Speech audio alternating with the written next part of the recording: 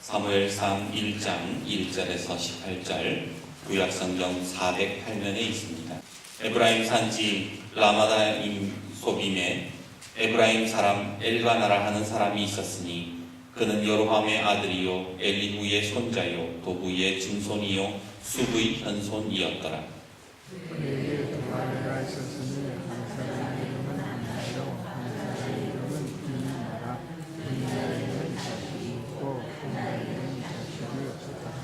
이 사람이 매년 자기 성읍에서 나와서 실로에 올라가서 만군의 여호와께 예배하며 제사를 드렸는데 엘리의 두 아들 홈리와 비느하스가 여호와의 제사장으로 거기에 있었더라.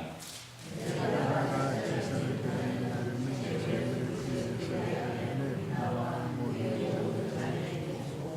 한나에게는 밥절을 주니 이는 그를 사랑함이라. 그러나 여호와께서 그에게 임신하지 못하게 하시니 여호와께서 그에게 임신하지 못하게 하시고 그의 젖이 디나가 그를 심히 하여 괴롭게 하였다. 매년 한나가 여호와의 집에 올라갈 때마다 남편이 그와 같이 하며 분이나가 그를 격분시키므로 그가 울고 먹지 아니하니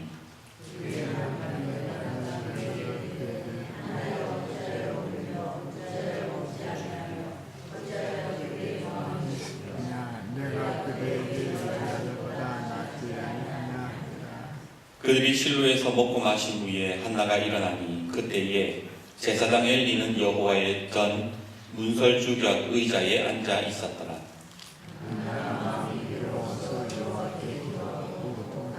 소원하여 이르되 만군의 여호와여 만일 주의 여종의 고통을 돌보시고 나를 기억하사 주의 여종을 잊지 아니하시고 주의 여종에게 아들을 주시면 내가 그의 평생에 그를 여호와께 드리고 삭도를 그의 머리에 대지 아니하겠나이다.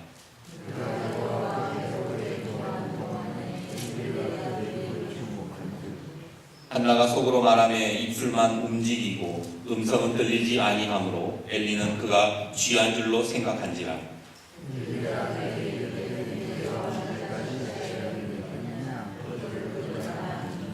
한나가 대답하여 이르되 내 주여 그렇지 아니하나이다.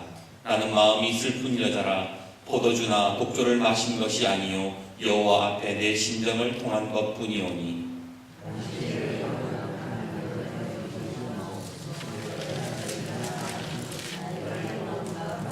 종과 백분변이 많기 때문입니다. 엘리가 대답하여 이르되 평안히 가라. 이스라엘의 하나님이 내가 기도하여 구한 것을 허락하시기를 원하노라 하니 이르되 당신의 여종이 당신께 은혜 있기를 원하나이다 하고 가서 먹고 얼굴에 다시는 근심 빛이 없더라. 옛날 우리 어른들은 만나면 이런 인사를 했습니다. 진지 드셨습니까? 보통 이 진지라는 말은 식사의 순 우리말인데 밥의 높임말이지요. 그런데 이 식사가 어떻게 해서 진지가 된 것일까요? 그것은 옛날 우리 조상들이 썼던 자축인묘 진사오미라는 것과 관련이 있습니다. 왜 사극 보면 옛날에 사극에서 그러잖아요. 우리 자시에 만나세, 축시에 만나세. 시간을 자축인묘로 나누었던 겁니다.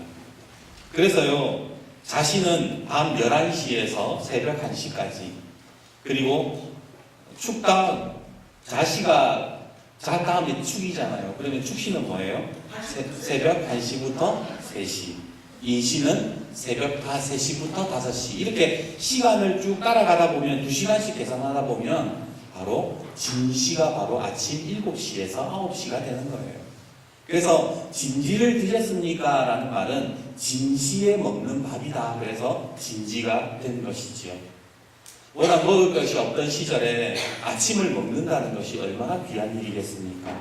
그래서 바로 진시에 드시는 식사를 잘 하셨습니까? 라는 말은 평안하십니까? 라는 말이 되었던 것이고 안부 인사가 되었던 것이지요. 그런데 저는 진지 되겠습니까? 이 말을 우리가 육의 양식이 아닌 영의 양식으로 생각해 본다면 어떻습니까? 진지 드셨습니까? 라는 말이 어떻게 들립니까? 오늘 하나님의 말씀을 드셨습니까? 오늘 영의 양식을 채우셨습니까? 그런 안부 인사가 되는 것이지요. 오늘 하나님의 말씀을 얼마나 먹느냐에 따라서 그 사람의 영혼이 평안할 수 있는 것입니다. 그래서 오늘은 우리 옆에 분과 이렇게 인사합시다. 영적 배부름이 있기를 바랍니다. 요 근래 연예인들의 자살 소식으로 시끄럽습니다. 얼마 전에 어린 여자 연예인들이 2명이나 극단적인 선택을 했는데 아마 지난 6월에도 이 전미선이라는 여배우가 자살했다는 소식이 들려왔습니다. 아마 여러분들이 사극 이런 거 보시면 뭐 중전 이런 역할로 많이 나왔던 사람인데 저에게 그 여배우 자살 소식이 참 충격적일 수밖에 없었던 이유는 그 사람이 유명해서가 아니라 바로 아주 독실한 기독교인이었기 때문입니다. 2017년에 그녀는 CBS 새롭게 하소서에 출연해서 이런 간증을 합니다. 왜 본인이 해결하지도 못할 짐을 어깨에 잔뜩 지고 가느냐? 하나님께 기도해라. 하나님께 말씀드려라. 저는 그 말씀을 듣는 순간 눈이 번쩍 띄어지면서 그래, 내가 해결해야 될 일이 아닌데 내가 왜 고민하고 있지? 라는 생각이 들었습니다. 간증해서 자기가 그렇게 얘기를 했다는 거예요. 자기가 참 어려운 일들이 있었고 무거운 짐을 지고 갔는데 주님의 그 말씀을 듣는 순간 자기가 주님께 짐을 맡겨야 되겠다라는 생각이 들었다. 그래서 은혜 받았다라고 간증을 했다라는 거예요. 하지만 결국 삶의 무게를 견디지 못하고 1년 반 만에 그녀는 극단적인 선택을 하고 만 것입니다. 어떻게 하나님의 은혜를 경험하고도 간증하지 않은 사람이 그럴 수 있냐라고 저는 비난하고 싶은 마음은 전혀 없습니다. 왜냐하면 우리는 그 사람의 삶의 무게를 모를 뿐더러 또한 우리 또한 언제든지 넘어질 수 있는 사람들이기 때문이지요. 참 안타깝다라는 생각이 드는데 좀 우울하기도 하고 그래서 예전에 읽었던 그 이어령 선생님의 책을 꺼내들었는데 그 책에 이런 이야기가 있었습니다. 제가 읽어드릴게요. 전쟁과 피난살이의 상처가 아직 아물지 않은 무렵 나는 단칸새방에서 신혼생활을 시작했다. 그의 겨울은 유난히 추웠고 이따금 아궁이에 연탄불이 꺼져 잉크병이 어는 일도 있었다. 아침에 눈을 떠보니 방 안은 얼음장이었고 어항까지 얼어있는 것이 아닌가. 별 꾸밀 것도 없는 신혼살림에 그래도 조금은 위안 삼아 놓았던 어항인데 그렇게 이름까지도 그렇게 금붕어에게 이름까지도 지어주었는데 어제만 해도 곧잘 헤엄치던 녀석들이 살얼음 속에서 화석처럼 박혀 꼼짝도 하지 않는 것이었다. 얼음의 돋보기 효과 때문이었을까 유난히도 큰 금붕어의 눈과 마주쳤을 때 나는 어떻게든 살려야 한다는 생각이 들었다. 아내도 같은 생각이었는지 주전자에 물을 끓여왔고 나는 급히 그러나 아주 조심스럽게 어항 속에 물을 쏟았다. 그런데 놀라운 일들이 벌어졌다. 이낀 같은 수증기가 올라오더니 살얼음 사이에서 금붕어의 지느러미가 조금씩 움직이는 것이 아닌가. 혹시나 했던 것인데 정말 금붕어들은 꿈틀거리더니 헤엄을 다시 치기 시작했던 것이다. 그 이어령 선생님의 생명이 자본이다라는 책에서 있는 이야기인데요. 이 이야기를 보면서 이런 생각이 들었습니다. 저렇게 얼어붙은 금붕어도 뜨거운 물 부어주니까 살아나는데 우리의 얼어붙은 인생에 예수님의 그 뜨거운 보혈의 피가 흐른다면 왜 살아나지 못할 사람이 어디에 있겠는가? 왜 기적이 일어나지 않겠는가라는 생각을 했던 것입니다. 오늘 우리의 얼어붙은 인생 속에서 감당할 수 없는 하나님의 은혜와 사랑이 부어져서 우리 모든 얼어붙은 인생들이 녹아내리는 역사가 있기를 주님의 이름으로 축복합니다. 우리 옆에 분과 다시 한 번만 더 인사해 봅시다. 하나님이 당신을 뜨겁게 사랑하십니다.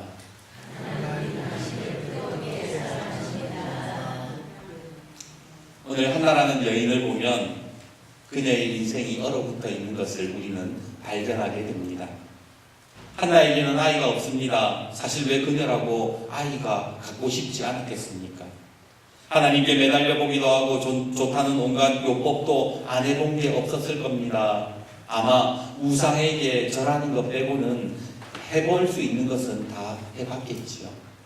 하지만 그럼에도 아이가 들어서지 않았습니다. 부모의 성화를 못 이겨서인지 남편은 둘째 부인을 맞아들였고 둘째 부인인 분인나는 보라는 듯이 아이를 떡하니 놓았습니다.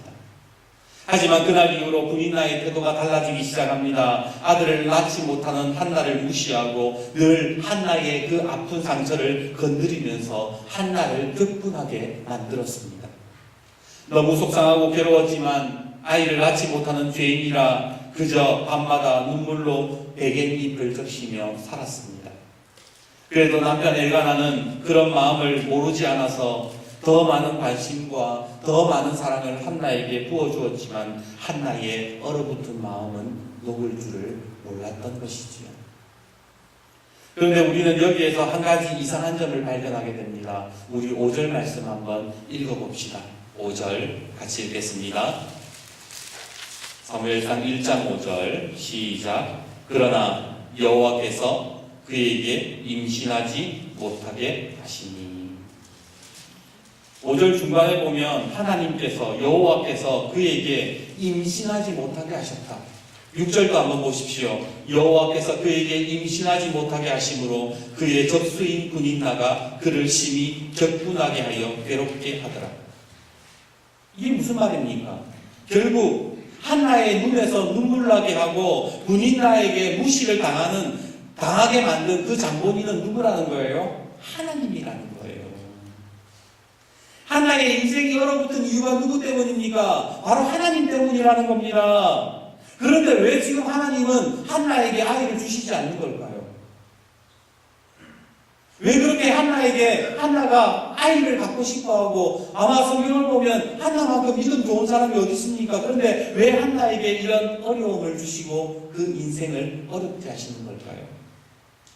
이후에 보면 결국에는 사무엘 주시잖아요. 아니 어차피 줄 거면 미리 주시지 왜 이렇게 한나를 힘들게 하냐는 겁니다. 사실 한나에게 보면 문제가 있었던 것도 아니에요. 한나가 얼마나 신앙이 좋습니까? 그렇게 고통스러운 와중에도 끝까지 하나님께 매달리잖아요. 야곱의 아내들처럼 서로 경쟁하지 않습니다. 분인나가 괴롭혀도요 여전히 하나님 앞에 그냥 기도만 할 뿐이에요. 그저 하나님께서 아들을 주시면 그 아들마저도 하나님께 바치겠다는 그런 믿음의 모습을 보이지 않습니까? 게다가 그의 남편이 문제가 있었는가? 그것도 아니에요. 1절을 보면 엘가나는 엘리후의 후손이요 도후의 증손이요 숲의 현손이라고 말하는데 지금 여기에서 부모님들의 이름을 거론해 놓았다는 것은 이름만 들어도 다 아는 믿음의 가문이었다는 거예요. 이 사람들이 누군가 하면 바로 하나님을 섬기는 레위 지파의 사람들이었어요. 그렇다면 한나도 믿음이 좋고 엘가나도 바로 하나님을 섬기는 레위 지파의 사람이었는데 게다가 엘가나는 한나 부인까지도 그 아파하는 부인까지도 위로하고 사랑해주는 좋은 남편 아니었습니까? 그런데 왜 이렇게 믿음으로 잘 사는 집안에 하나님이 아들이 없는 고통을 안겨주시냐 말입니다. 오늘날 우리 삶에도 그렇잖아요. 저 사람 저 집 착한 예수 잘 믿는데 왜 저 집이 참 어려울까? 저는 여기에서 이 설교를 할 때, 설교 준비를 할 때에 여기에 대해서 답을 찾지 못하면 설교가 진행이 안 돼요. 그냥 모른 채 하고 넘어갈 수도 있는데 저도 그게 안 돼요. 그래서 도대체 왜 한나에게 하나님이 그 탱의 문을 막으셨을까? 답을 찾는 중에 제 눈에 들어오는 구절이 하나 있었어요. 그게 뭐냐면 바로 3절 말씀입니다. 우리 3절 한번 봅시다. 3절 같이 읽어볼까요? 시작. 이 사람이 매년 자기 성읍에서 나와서 실로에 올라가서 만군의 여호와께 예배하며 제사를 드렸는데 엘리의 두 아들 홈니와 비느하스가 여호와의 제사장으로 거기에 있었더라. 지금 사무엘상 1장을 보면 누구의 이야기입니까? 바로 한나와 엘가나의 이야기입니다. 한 가정의 이야기예요. 엘가나가 누구인지, 한나가 어떤 사람인지 이 1장에 지금 쭉 설명을 하고 있는데 뜬금없이 누가 나옵니까? 홈니와 비느하스가 3절에 나오더라는 거예요. 쉽게 예를 들면 그래요. 어떤 교회의 아무개 집사는 믿음의 가문에서 자라서 결혼을 했고 아내를 사랑하고 그 아내도 참 귀한 믿음의 사람이었는데 그 교회 담임 목사가 땡땡땡이었더라. 이렇게 지금 이야기를 하고 있더라는 거예요. 아니 왜 갑자기 가문 이야기를 하다가 한 가정 이야기를 하다가 그 교회 담임 목사의 이야기를 할까? 왜 성경의 의도가 지금 이런 이야기를 하는 이유가 뭘까? 우리가 아는 것처럼 홈니와 비느하스가 누구입니까? 바로 엘리 제사장의 아들들이었어요.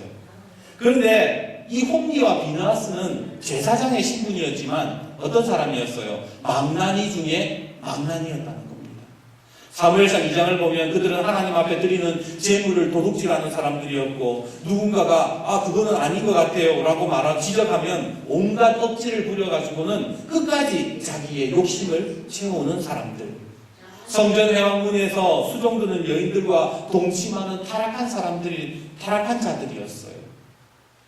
그런 자들이, 그런데 한번 생각해 보세요. 그런 자들이 제사장으로 있는데, 그런 자들이 담임 목사로 있는데, 하나님 앞에 예배를 제대로 드릴 수 있었을까요? 어떻게 그런 자들이 담임 목사로 있는데 제대로 된 하나님의 말씀을 가르칠 수 있었고 어떻게 그 밑에 있는 성도들이 하나님의 말씀을 제대로 먹을 수 있었겠느냐 말입니다. 저는 지금까지 오늘 본문을 보면서 그저 아이가 없었던 한나가 간절히 기도해가지고 사무엘이 태어났다. 하나의 믿음 참 귀하다. 이렇게만 생각을 했는데 오늘 본문을 영적인 눈으로 해석해보면요. 지금 한국 교회가 생명을 낳지 못하는 이유가 어디에 있느냐를 지적해준다는 것을 깨닫게 된 것입니다. 혹시 한국 교회의 타락한 이유가 타락한 목회자들 때문은 아닐까요? 제가 이렇게 생각할 수밖에 없는 이유가 있습니다. 그것은 바로 지금 홈니와 비느하스가 제사장으로 있을 때에 한나와 엘가나가 매년 예배를 드렸다고 얘기하잖아요. 매년 그 성전에 찾아와가지고 하나님 앞에 기도했다라는 거예요. 하나님 자녀를 주십시오. 하나님 나에게 아들을 주십시오. 라고 기도를 했는데 하나님이 그때는 막으셨어요. 그런데 놀라운 사실은 그 홈니와 그 비느하스가 제사장으로 있던 그 교회에서 한나가 누구를 만납니까? 엘리를 만나잖아요. 엘리를 만나는 순간 하나님께서 뭐 하셨다는 거예요? 태의 문을 여셨다라는 거예요. 우리가 깨달아야 되는 게 그것입니다. 오늘 영적인 지도자들이 타락하면요 생명력이 없어지는 거예요. 생명이 다 사라져 버리는 거예요. 그런데 생명력이 있는 지도자를 만나게 되면 어떻게 됩니까? 그 교회에게 생명이 새로 살아나게 되는 역사가 있더라는 겁니다. 아멘. 옛말에 아이를 낳지 못하는 여인을 가리켜 돌석 자리에 계진전자를 써서 성녀라고 불렀습니다. 돌은 생명이 없기에 생명을 잉태할 수 없다라고 해서 성녀라는 이름을 붙인 것이지요. 그런데 오늘 본문을 꼭 아들을 낳지 못하는 한 여인의 이야기가 아닌 우리 속에 지금 생명이 없고 생명력을 낳지 못하는 사람이라고 한번 생각해 보십시오. 그런 사람들에게 하나님의 말씀을 불어넣고 생명을 가지게 하는 것, 그것이 목회자의 사명 아닙니까? 그런데 그런 목회자들이 그 사명을 잃어버리고 타락하기 시작하니까 교회는 더 이상 생명력을 갖지 못하고 더 이상 아들을 낳지 못하는 한나와 같이 얼어붙은 성도들이 많아지기 시작했다는 거예요. 그래서 분인나와 같은 세상이 우리를 공격하고 무시하고 격분하게 만드는 것이지요. 지금 오늘 본문 3절에 엘리의 두 아들 홈니와 비느하스가 여호와의 제사장으로 거기에 있었다라는 말이 저에게는 너무나도 두렵게 느껴졌습니다. 3절 말씀을 묵상하는데 주님이 저에게 그렇게 질책하시는 것 같아요. 오늘 성도들에게 생명이 없고 교회가 생명을 잉태하지 못한다면 그것은 너의 책임이다. 그러기에 여러분 오늘 단위에 서 있는 저를 위해서 기도해 주시고 한국교회 목회자들, 지도자들을 위해서 기도해 주시기를 간절히 부탁드립니다. 우리 교회는 정수기가 참 많습니다. 교회 식당을 비롯해서 카페, 본당, 사택 총 4개가 있어요. 게다가 정수기 회사도 달라서 점검도 많아요. 그런데 한 번은 정수기 기사가 고칠 게 많다고 이야기를 하니 은근히 돈이 아깝다라는 생각이 듭니다. 매번 점검 나올 때마다 몇만 원씩 나가는데 필터도 갈아야 되고 뭐도 바꿔야 되고 그런 얘기를 들으니까 막상 이거 우리가 자주 사용하는 게 아닌데 돈이 너무 많이 나가는 거 아닌가라는 생각을 하게 된 것이지요. 한번 생각해 보세요. 우리 카페 정수기 얼마나 많이 씁니까? 얼마나 씁니까? 고작 써봐야 주일에 한 번 정도? 그리고 커피는 다 본당에서 드시잖아요. 카페에서 일부러 앉아서 드시는 분은 없어요. 중요한 사실은 아무리 정수기를 점검하고 아무리 깨끗이 청소한다고 해도 마시는 사람이 없으면 별 의미가 없는 거예요. 마찬가지로 교회도 마찬가지입니다. 목사가 아무리 자기 스스로 점검하고 아무리 깨끗한 말씀을 공급하려고 해도 성도가 그 물을 마시지 않으면 의미가 없는 것이죠. 그래서 첫 번째에 생명을 낳지 못하는 문제의 첫 번째는 바로 물을 공급하는 목회자의 문제이고, 두 번째는 깨끗한 물이 있어도 마시지 못하는 성도의 문제더라는 겁니다. 요한복음 7장 37절 유대인의 명절 끝날 주님은 수많은 사람들에게 이렇게 말씀하셨습니다. 누구든지 목마르거든 내게로 와서 마시라. 누구든지 목마르거든 내게로 와서 마시라. 그렇게 말씀하셨지만 그 생수를 마시는 사람들은 거의 없었습니다. 하지만 오늘 본문을 보면 한나는 은혜의 생수를 마실 준비가 되어 있는 사람이었지요. 우리 18절 말씀 같이 한번 읽어봅시다. 18절 같이 읽겠습니다. 시작. 이르되 당신의 여종이 당신께 은혜 있기를 원하나이다 하고 가서 먹고 얼굴에 다시는 근심빛이 없더라. 근데 저는 여기에서 또 궁금한 게 하나 생겼어요. 그게 뭐냐면 얼굴에 근심빛이 없더라 라는 말은 뭐예요? 확신을 가졌다라는 거예요. 분명하게, 그죠?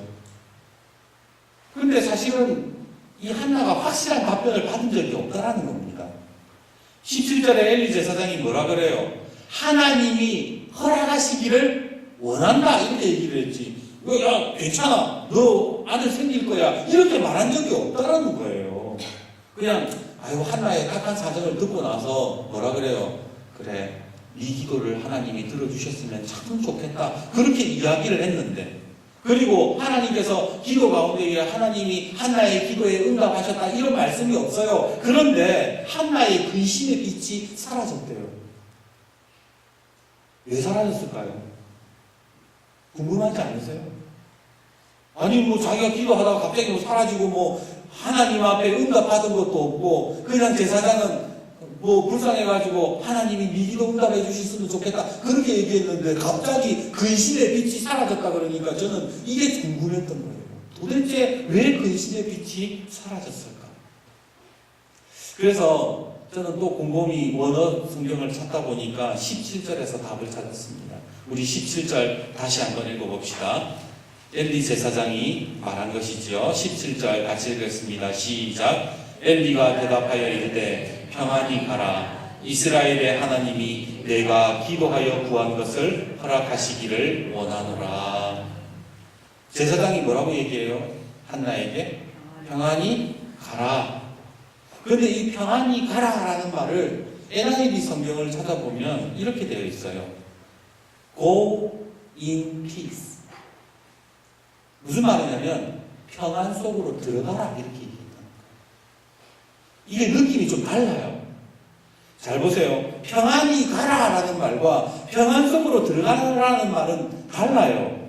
평안히 가라고 하면 평안히 가라 이렇게 말하면 누구에게 좀 책임이 있습니까? 엘리 제사장에게 책임이 있어. 그죠?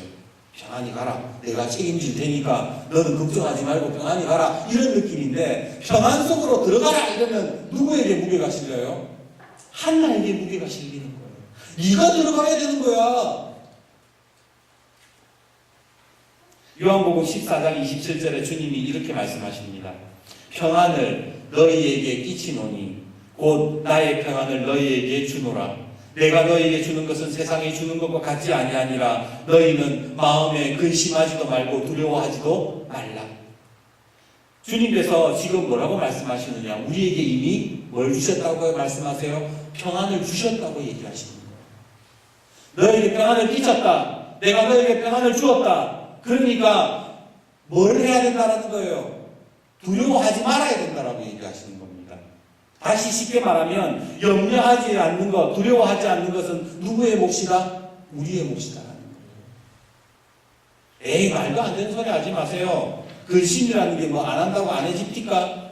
하지만 주님은 누가복음 12장 25절에 그렇게 말씀하시잖아요. 너희 중에 누가 염려함으로 키 한 자를 더할 수 있겠느냐.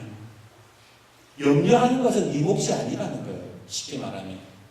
근심하고 염려하는 건 네 몫이 아니야. 너는 뭐 해야 된다는 거예요? 평안 속으로 들어가기만 하면 된다는 겁니다. 그렇다면 평안 속으로 우리가 어떻게 들어가죠? 어떻게 하면 평안 속으로 들어갈 수 있을까요? 뭐 두려워하지 마라, 뭐 염려하지 않는 것이 평안 속으로 들어가는 것은 알겠는데 그게 어떻게 그게 가능하냔 말이에요. 2011년도 EBS 방송에서 이 헛개나무에 대한 다큐멘터리를 방영한 적이 있습니다. 아니 왜 하필 많고 그 수많은 나무 중에 왜 헛개나무를 다큐멘터리로 만들었는가 하니 봤더니 이 헛개나무 속에는 경이로운 비밀이 하나 숨어 있대요. 그게 뭐냐면 보통 나무들은 열매를 맺고 그 열매가 땅에 떨어져서 이제 썩고 씨앗이 다시 자라나고 그러잖아요. 근데 이 헛개나무는 껍질이 엄청 두껍대요. 저는 뭐 그 인터넷에 그냥 그림만 봐가지고는 사진을 봐가지고 느낌을 모르는데 혹시 여러분 헛개나무 그 열매 보셨어요? 예, 뭐 여러분들은 아실 것 같아요. 이게 엄청 질기다면서요. 그래서 이게 땅에 떨어져도 이게 씨가 밖으로 나오지는 못한대요. 그냥 그렇게 하다가 그냥 사라져 버리는 겁니다. 그러다 보니까 열매가 떨어져도 씨가 다시 싹을 틔울 확률이 고작 0.8%밖에 안 된다는 거예요. 쉽게 말해서 헛개나무 씨앗 100개가 떨어지면 한 개도 제대로 싹을 틔울까 말까 한다라는 겁니다. 그런데 신기하게도 산에 가보면, 들에 가보면 헛개나무가 멸종되지를 않아요.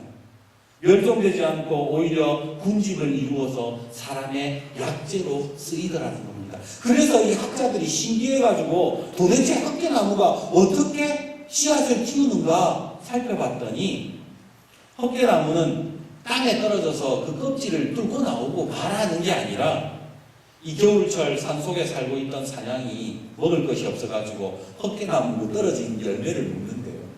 그리고 나서는 뱃속에서 다 소화를 시키고 그렇게 이제 먹는데 그 중에 소화가 덜 된 애들이 배설물로 나와가지고는 땅에 떨어져서 다시 싹을 틔우게 된다는 거예요. 그래서 학자들이 연구를 해보니까 그냥 땅에 딱 떨어지면 어떻게 돼요? 0.8%밖에 안 되는데 사냥이라는 이놈이 딱 먹고 배설로 딱 나오니까 기하급수적으로 그 확률이 올라가서 40%가 됐더라는 겁니다. 100주년 기념교회 이재철 목사님이 이런 그 자연의 신비를 보면서 그 책에서 이런 글을 썼습니다. 하나님이 만드신 자연을 조금만 깊이 들여다보면 그 속에는 하나님의 섭리와 하나님의 역사가 한치의 오차도 없이 신비롭게 이루어지고 있습니다. 지금 내 눈에 보이지 않는다고 해서 하나님의 역사가 일어나지 않는 것이 아닙니다. 하나님께서는 내가 의식하든 의식하지 못하던 하나님의 방법대로 그 역사를 펼쳐가고 계십니다. 하나님의 섭리에 대해서 이야기를 했다라는 겁니다. 그렇습니다. 오늘 우리가 염려하지 않는다, 두려워하지 않는다라는 건 무슨 말일까요? 하나님의 평안 속으로 우리가 들어간다는 게 무슨 의미인가? 그것은 바로 하나님의 섭리 속으로 들어간다는 것을 의미하는 거예요. 한치의 오차도 없는 하나님의 절대 주권, 그 하나님의 놀라운 섭리 속으로 우리가 들어갈 때에 우리 속에 뭐가 사라진다는 거예요? 두려움과 근심이 사라지더라는 겁니다. 한번 생각해 보세요. 전혀 자기의 힘으로는 싹을 틔울 수 없는 흑개나무도 하나님이 돌보시는데, 산양을 보내가지고 0.8%의 그 발화 확률을 40%로 끌어올리시는 하나님인데, 하나밖에 없는 아들을 우리에게 내어주시는 그 하나님께서, 우리를 사랑하시는 분께서 어떻게 우리를 그냥 가만히 놔두시겠냐는 겁니다. 그래서 로마서 8장 31절에서 34절에 바울 사도가 뭐라고 고백합니까? 그런즉 이 일에 대하여 우리가 무슨 말 하리요? 만일 하나님이 우리를 위하시면 누가 우리를 대적하리요? 자기 아들을 아끼지 아니하시고 우리 모든 사람을 위하여 내주시니가 어찌 그 아들과 함께 모든 것을 우리에게 주시지 아니하겠느냐? 누가 능히 하나님께서 택하신 자들을 고발하리요? 의롭다 하신 이는 하나님이시니 누가 정죄하리요? 죽으실 뿐만 아니라 다시 살아나신 이는 그리스도 예수시니 그는 하나님 우편에 계신 자요 우리를 위하여 간구하시는 자시니라. 이런 믿음을 갖고 있는 사람, 하나님의 섭리 속에 내가 들어가는 사람, 오늘 내 삶이 얼어붙어 있고 내가 뭐 제대로 되는 게 없고 눈물 나는 일들이 있지만 내가 하나님의 그 섭리 속으로, 평안 속으로 들어가는 사람에게는 뭐예요? 더 이상 근심의 빛이 나타나지 않게 되더라는 겁니다. 오늘 한나가 깨달은 게 바로 이것이지요. 바로 엘리 제사장의 한마디, 너 평안 속으로 들어가라, 너 하나님의 섭리 속으로 들어가라, 그 말에 한나는 바로 나를 사랑하시는 하나님의 주권과 섭리 속으로 들어가야 된다는 것을 깨달았던 거예요. 그러다 보니까 그 속에 뭐예요? 결국 하나님께서 내 인생 가운데에 꼭 승리하게 해주신다는 믿음을 가지고 근심의 빛이 하고 사라졌던 거예요. 저는 오늘 우리 성도님들도 그랬으면 좋겠습니다. 아니, 저와 우리 모든 성도님들이 하나님의 절대 주권을 믿고 하나님의 섭리 속에 내 인생을 맡기고 내 가정을 맡기고 우리 교회를 맡길 때에 우리 속에 있는 모든 염려와 근심의 빛이 다 사라지게 될 줄 믿습니다. 아멘. 이제 말씀을 맺겠습니다. 말씀을 준비하면서 정호승님의 시 하나가 생각이 났는데 제가 읽어드릴게요. 제목이 울지 말고 꽃을 보라 하리입니다. 울지 말고 꽃을 보라. 정호승. 꽃도 그대도 바람에 온몸을 내맡겨야 꺾이지 않는다. 살을 내는 겨울바람 이겨낸 후에야 향기로운 꽃을 피운다. 널 사랑하기 위해 이 꽃은 피었다. 너도 누군가의 꽃과 별이 되어라. 장미는 장미로, 바위는 바위로 저리 버티고 있지 않느냐. 모래는 작지 않다. 모래는 바위다. 너는 작지 않다. 너는 세상이다. 절망할 필요 없다. 또 다른 세상이 너를 기다리고 있지 않는다. 오늘 여러분들의 얼굴 빛은 어떠세요? 나는 여전히 주님을 믿는다고 하면서 이 대림절기가 나는 주님을 기다린다고 그렇게 고백하면서 여전히 근심서린 얼굴로 다니고 있지는 않습니까? 하지만 시인은 절망할 필요가 없대요. 왜냐하면 내가 염려하는 세상, 내가 근심의 빛을 띤 얼굴로 살아가는 세상이 전부가 아니라고 이야기를 하고 있습니다. 오늘 그리스도 안에 있는 사람, 평안 속으로 들어가는 사람은 절망의 세상이 있는 것이 아니라 하나님이 다스리는 세상, 하나님의 섭리 속에 움직이는 세상 속에서 살아가는 사람들입니다. 그러기에 좀 속상하고 좀 얼어붙는 일들이 내 주변에서 생기고 눈물 나는 일이 있고 누군가가 나를 격분시킨다 할지라도 오늘 하나님의 말씀에 의지하여 평안 속으로 들어가십시오. 하나님의 섭리 속으로 들어가십시오. 바람에 온몸을 맡기는 꽃들처럼 하나님의 섭리에 내 전 인생을 맡길 때에 오늘 말씀처럼, 오늘 한나의 모습처럼 우리의 얼굴에는 근심의 빛이 사라지게 될 것입니다. 오늘 대림절 기간이 시작이 됩니다. 대림절은 말 그대로 기다릴 대자에 임할 임자입니다. 그래서 주님을 기다리면서 주님의 임재하심을 경험하는 시간들이에요. 한 주간 그 힘이 나를 둘러덮을 때에도 주님을 기다리고 주님의 그 섭리 속에 들어가서 주님의 그 평안 속에서 근심의 낯이 아니 다시는 근심의 빛이 없는 인생이 되는 저와 여러분이 되기를 주님의 이름으로 축복합니다. 아멘.